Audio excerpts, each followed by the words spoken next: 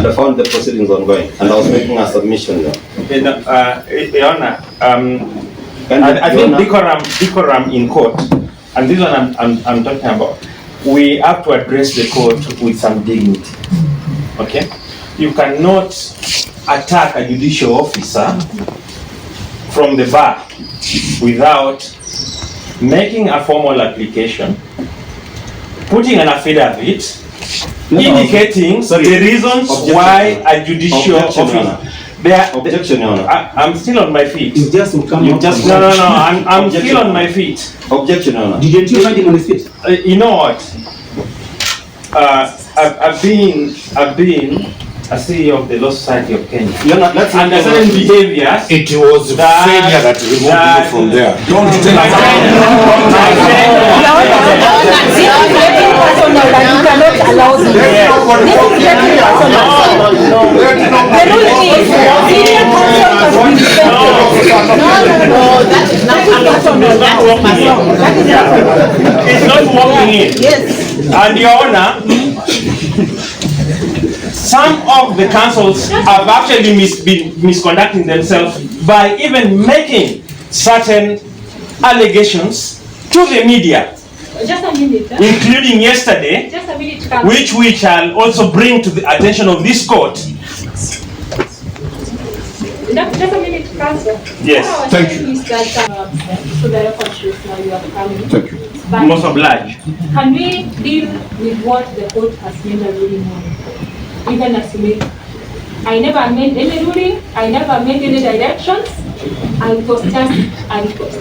Whether the two can be heard, and then also to notify the respondent side. But what I'm saying, Your Honor, counsel can also raise in his application for recusal that he feels the court and the DPP are the same. He can raise that as a ground so that we proceed. no, let's just be professional.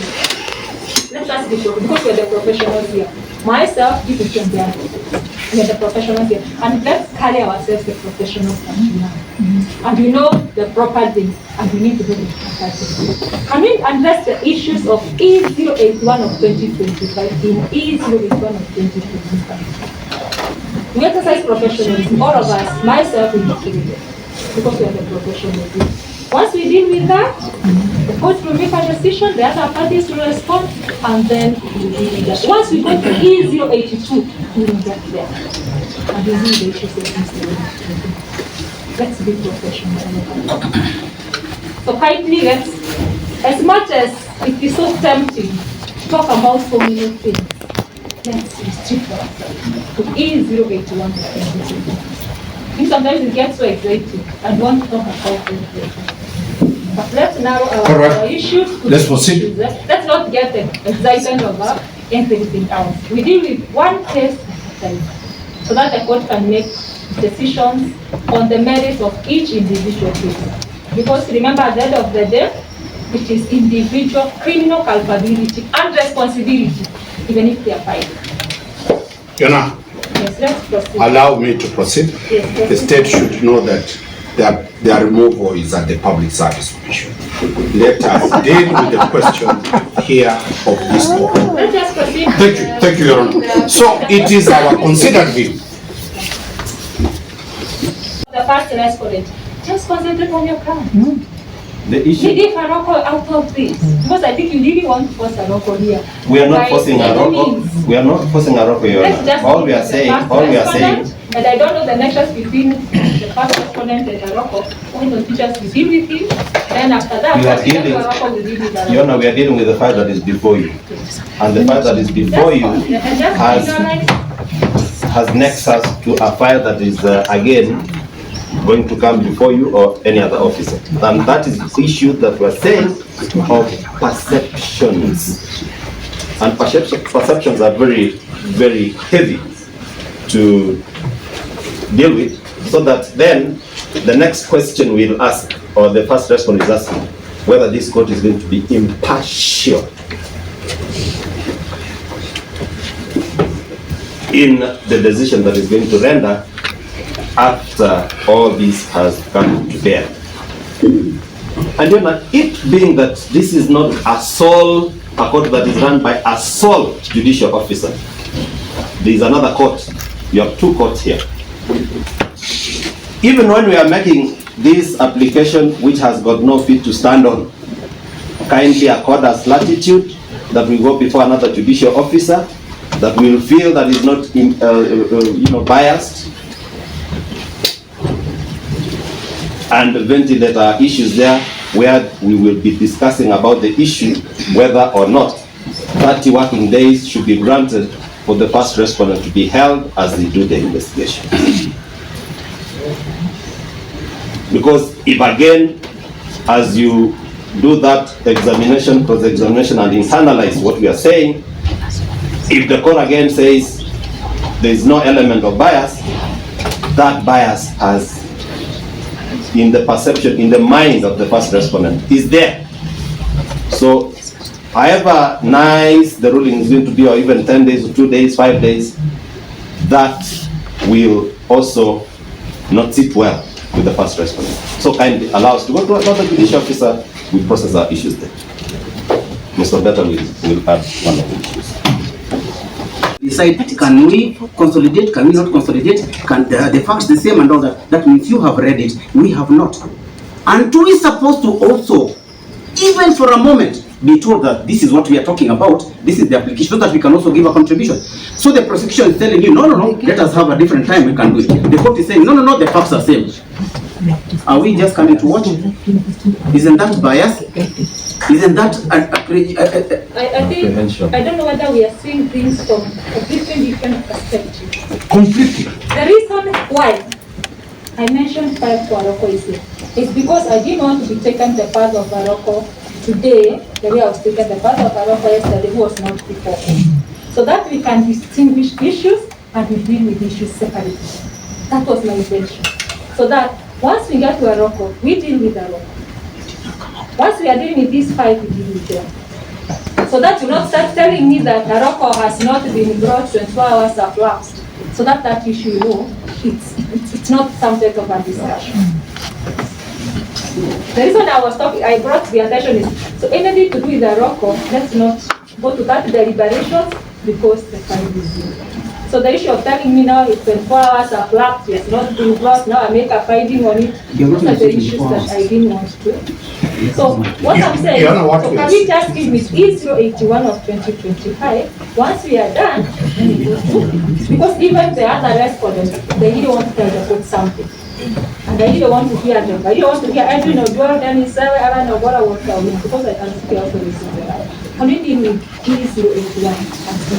You know what we are requesting? Yes.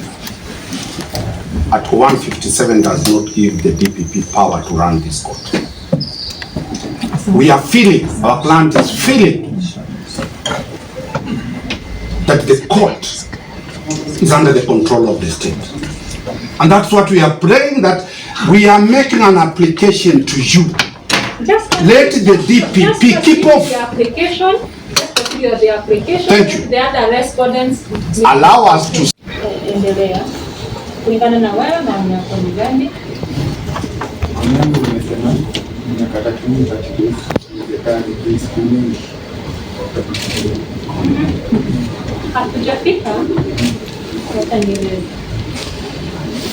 Hatujafika kuongea upande wa mashtaka, bwana nenda mwakakani kwa upande wa mashtaka ama upande wa mmoja wa investigator.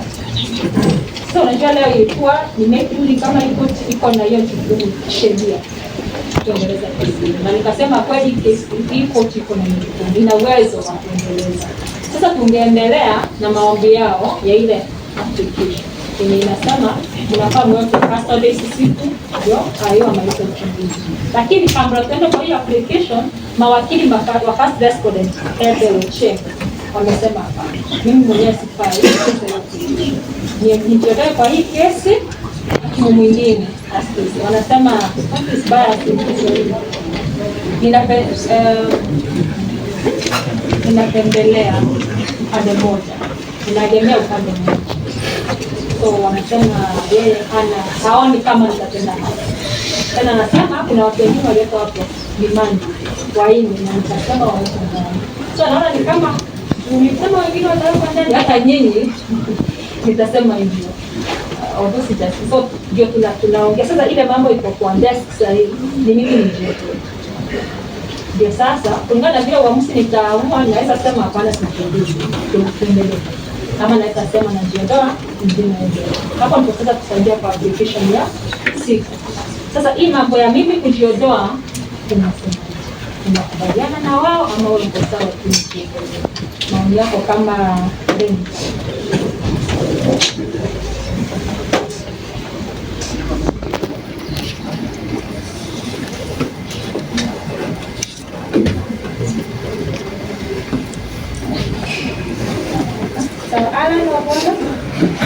Your Honor, we did not hear his response. Anasema koti iendelee. Okay.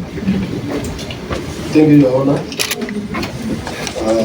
I wish to state very clearly that now that you have the jurisdiction of this court, this honorable court has the jurisdiction, I wish that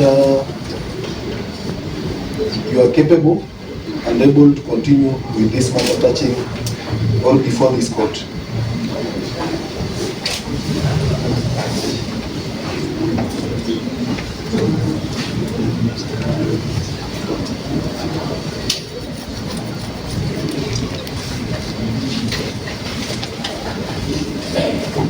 Yeah, that's all. Okay, one witness. Na kesi waamue tatizo kufika ile masiku kulozaivia unaweza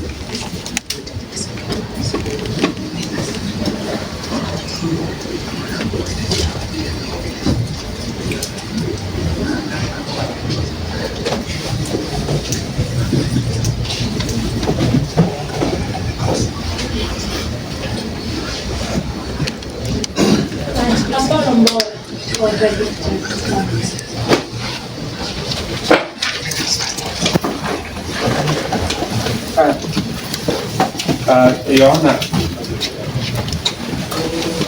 in an application for recusal,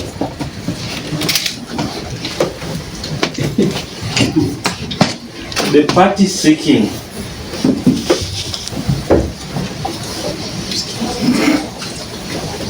such a route must establish the usually high standard. It's usually high standard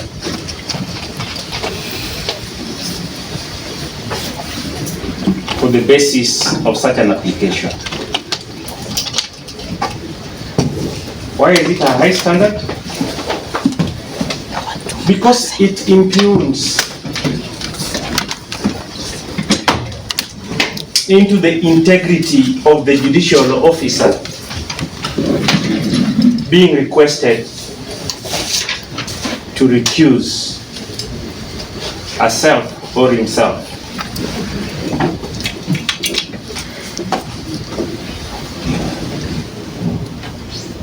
And now I'll be pausing as I look at the judicial pen, so that I know when to continue. Please carry on, Counsel. Now, why does it impugn the integrity of that judicial officer? The judicial officer takes an oath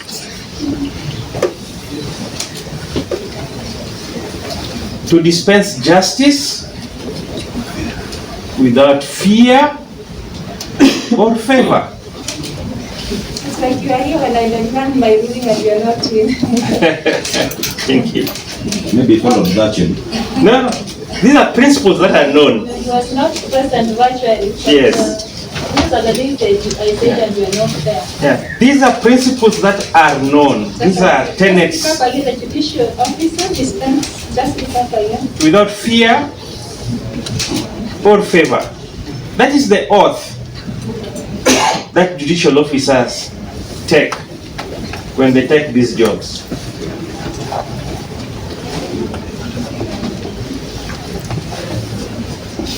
My colleagues here, they are not apply for the job that you are now taking because of this sacred oath. Otherwise, they would have crossed over.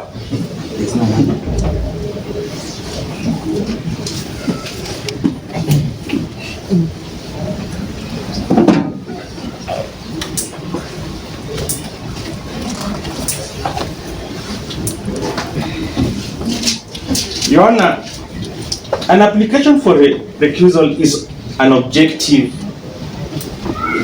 and the onus is an objective application, and the onus to establish is an objective, must be an objective application, objective, and the onus of establishing the tests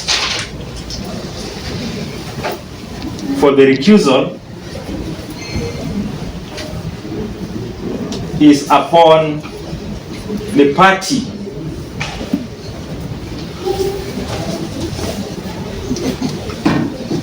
who is applying for it.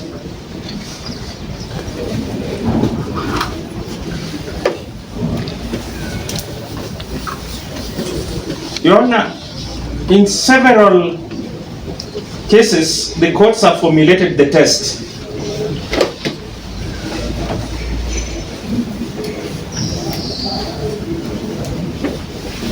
And the test is whether a reasonable person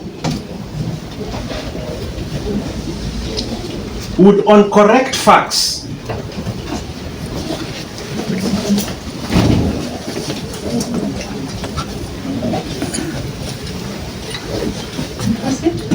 reasonably apprehend